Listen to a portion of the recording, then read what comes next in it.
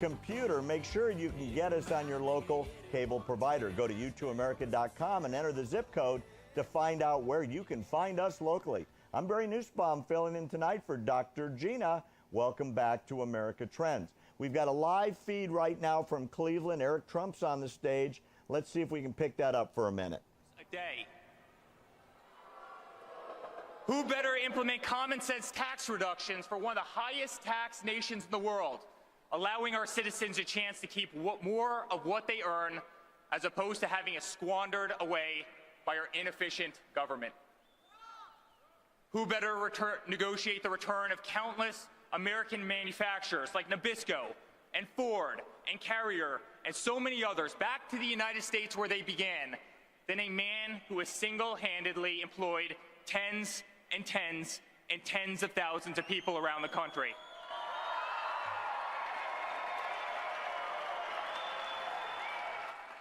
It's time for a president with common sense. It's time for a president who understands the art of a deal and appreciates the value of a dollar, our tax dollars. It's time for the president who has always been the one to sign the front of a check, not the back.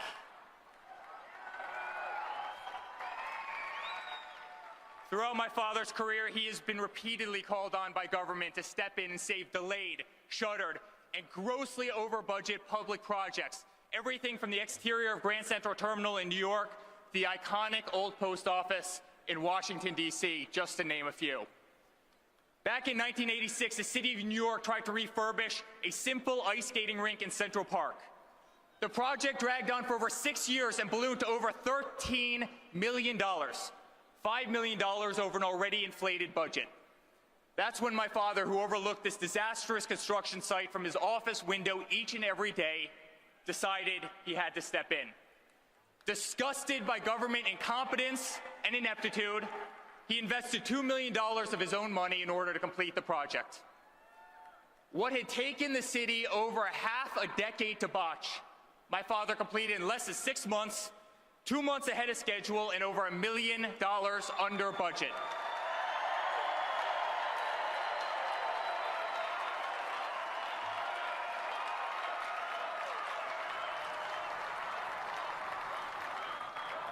It's time for a president who can make America great again, ahead of budget and ahead of schedule, too.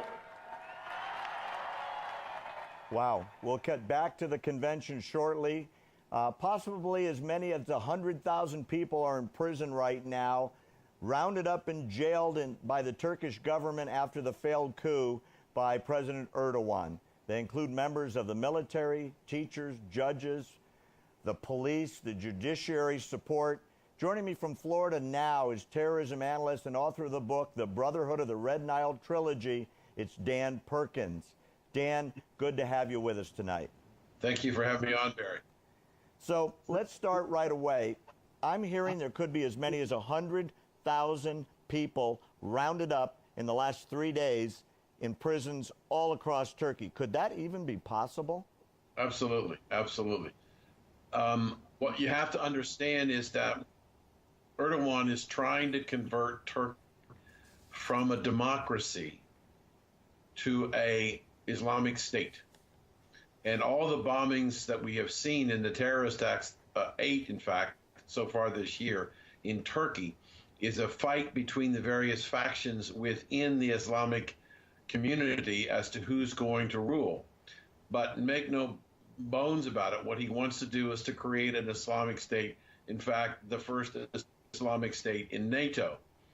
And what is crazy about this whole thing is that he's been somewhat open about it, yet the Europeans are more concerned not about an Islamic state in NATO. They're concerned about whether or not an Islamic state belongs in the EU because Turkey's applying for membership in the EU. So this is all part of a plan to change the culture of the country to an Islamic state. If you understand that the colleges and universities, both public and private, are being closed and tens of thousands of school teachers and professors are being fired. He's trying to quench the opposition in the colleges and universities and the student body to converting to a Sharia country. So let's go back to the premise of that, Dan.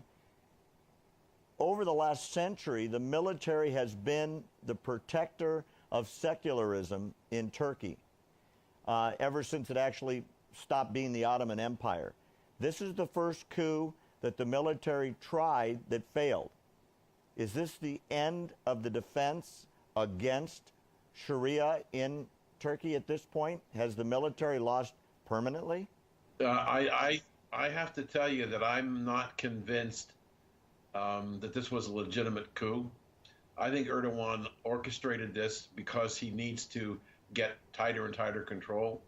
But I think your question is a valid question, and I think, yes, at least at this level, and the leadership in the military at this moment in time, the idea of trying to come back after this failed, quote, coup attempt, I think was a sham. And not everybody in the military was behind this situation. And I think it was a desperate attempt on the part of the military to one more time try to bring order to the country. But the people who are interested in creating an Islamic State and the Shias are just very powerful people. Well, they're talking now, Dan, about instituting the death penalty and literally executing tens of thousands when, as best as we can figure out in the press, there were maybe 1,000 people involved in the coup. So maybe you're right. Maybe it is staged, and this is a big public international excuse to say, hey, we're just protecting the democratically elected government, and oh, by the way, let's go kill 100,000 people. I mean, could they get away with that? Absolutely. Well, has ISIS got away with killing hundreds of thousands of people? Have the radical Islamic terrorists across the Middle East? I mean, the head of Syria, what has he killed? 400,000 people in his country? Yes, it's very possible that these people will kill that many people. Dan, we've had so much to cover. We're going back to the convention. Will you stick around and see if we can bring you back later in the show? Sure, I'd be happy. That'd be great. Coming up next on American Trends, Dr. Gina from the floor.